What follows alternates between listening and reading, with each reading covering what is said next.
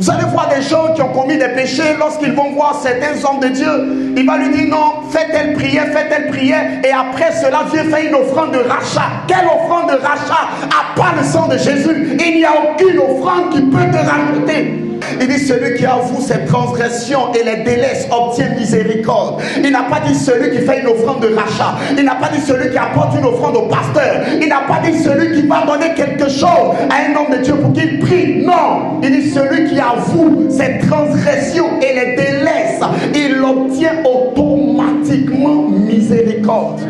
L'une des erreurs que la plupart des chrétiens font, c'est que lorsqu'ils commettent un péché, ils se disent qu'il faut un temps pour que le péché soit pardonné. Ça me fait rire. Tu ne connais pas l'œuvre de la grâce. Tu ne connais pas l'œuvre de la croix de Jésus. Il est celui qui avoue ses transgressions et les délaisse. Le résultat est automatique. Il obtient automatiquement la miséricorde. Écoutez-moi très bien. Christ n'est pas mort pour tes péchés passés seulement. Christ n'est pas mort pour tes péchés présents seulement.